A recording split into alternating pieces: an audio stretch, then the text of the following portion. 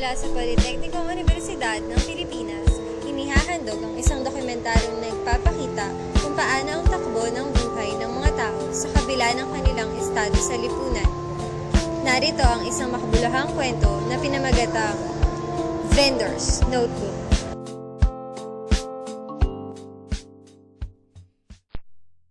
Magandang araw po sa inyo lahat. Narito po kami upang tungayan ang buhay ng isang tinderang nagngangalang Aling Bebot. Samahan niyo kaming saksihan ang buhay ng isang tindera ng Banana Q's sa Teresa, Santa Mesa, Maynila. Ako po si John Loren Silvano. At ako naman po si Arden Sampang. At ito ang Vendor's Notebook. Sa kalye ng Teresa, makikita ang samut-saring paninda at pagkakakitaan. Nariyan ang mga computer shops, school supplies, at higit sa lahat ang mga street foods tulad ng kwek-kwek, fishball, kikiam, maruya, turon, banana Q at iba pa. Kahit anong gimmick basta magbibigay pera at may pangtutustos sa araw-araw na pangangailangan ay makikita rito.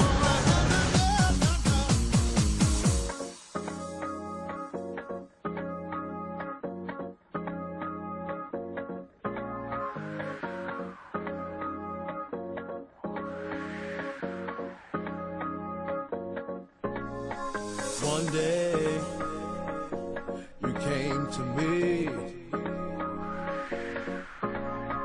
freed me from misery. Aurora Fortuna, 62 years old. Magandang umaga, Nay. May konting katanungan lang po. Okay. Una pong tanong, ilang taon na po ba kayo nagtitinda? Siguro may 20 plus na yun. Ah, 19, ano pa ako kasi namatay ang tatay ko 1960. Opo. Opo. Pero nagtitinda na ako, kaya lang hindi diretso, hindi kagaya ngayon.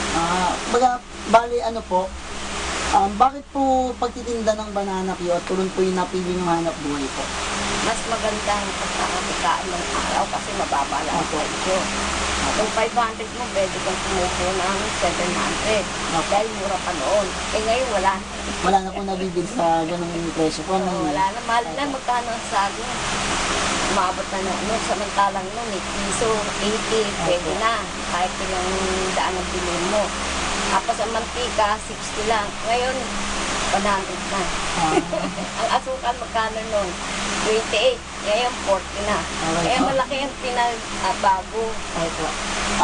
Yung kita nyo po ba sapat po para sa pamilya nyo sa pang-araw-araw po ng buhay? Okay lang kahit paano. Ilan po ba yung binubuhay natin? Kami lang mag-ina. So, kayo lang po talaga yung nandito. Kami lang. Nasaan po yung asawa nyo, Nay? Wala na. Balik, kayo lang po talaga ni Ate Maricel yung naghahanap buhay po para sa pamilya Oo, nyo. nagtagulit ko siya makapag-aral. Opo. Ilang taon po ba kayo nagkasama, Nay? 26 siguro. Ilang taon na po ba kayo na ulit? Namatay po ba si tatay? Ilang taon po kayo nung namatay siya? Hindi ko matanong ko ngayon ko. Okay po. Ilan po bang anak nyo? Si Ate Maricel lang po talaga. Nakapagtapos po ba si Ate Maricel? High school graduate. Nakapunta ka ng college kaya alam hindi. Undergrad po. Okay po. Salamat po. Ito ang pwesto nila Aling Bebot sa Teresa. Alauna pa lang ng hapon ay naghahanda at nagluluto na sila ng kanilang paninda.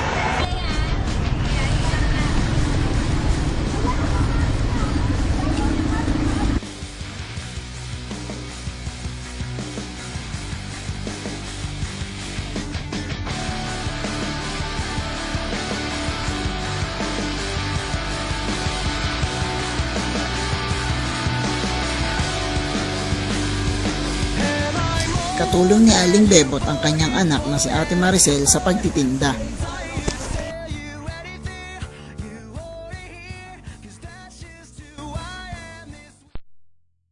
Ako po si Maricel Fortuna. Nagtitinda ng banana Q. Ang taong ko po ay 37. Gandang araw po sa inyo. Hanggang saan po ang natapos natin? Under secondary college. Bakit hindi po natin ay pagpatuloy ang ating pag-aaral sa mataas na paaralan po? Kulang sa, sa budget. About po sa nagiging business po natin ngayon sa pagtitinda po ata po ng turon sa May Teresa, sino pong naka-influensya sa atin? Wala lang, naisipan lang po namin na magtinda. Bali, tulong lang po sa magulang. Ako lang sa magulang para hindi makapos sa budget. Ilang taon na po kayo nakatira sa bahay po na to? Hindi na, ito na ako lumaki.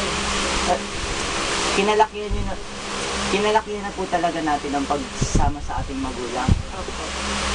Paano po natin itataguyod yung pamilya natin ng matiwasay sa pamamagitan ng pagtitinda po ng turon, banana Q. Titinda sa tulong sa nanay ko para hindi kami mahirapa. May asawa na po ba tayo? Nasaan po siya ngayon? Wala na sa trabaho. Sapat naman po ba yung kinikita niya po para tustusan yung pangangailangan po? Okay lang po. Ilan na po yung anak natin ay? Dalawa. Pangalawa po. Buntis po kayo ngayon ay. Ilan buwan na po? 8 months. Ano po yung magiging pangalan po natin para sa anak natin? Wala po. Yung anak niyo pong isa, ilang taon na po? 12. Magka-13. Nag-aaral po? Sa Iris. Sa college po ng Iris? High school po? Magaling po. Ano po yung pangarap niyo po para sa kanya as a parent po? Gusto ko makapagtapos sa pag-aaral. Salamat po.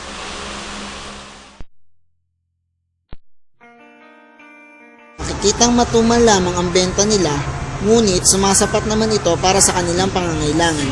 Face all tired and weary from battles fought, lost and won.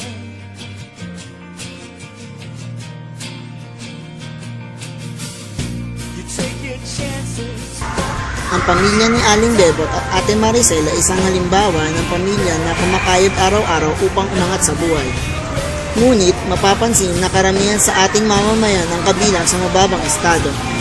Kahit anong pagtatrabaho ang gawin, kung wala kang natapos na kurso ay malabong makaahon ka sa kahirapan.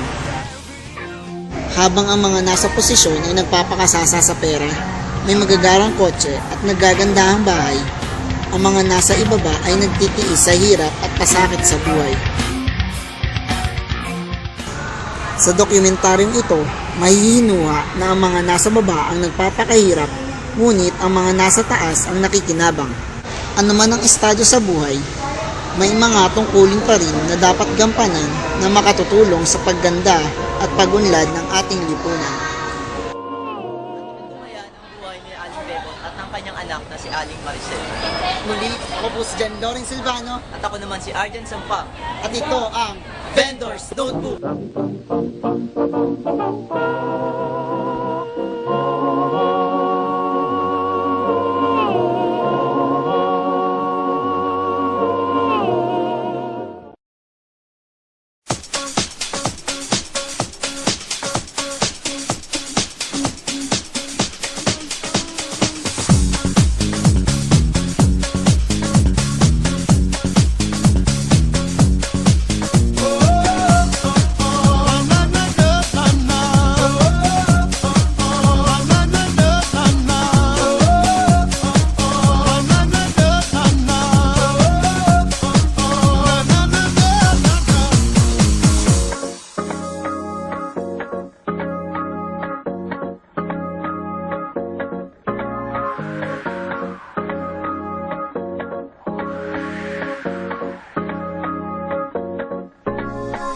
One day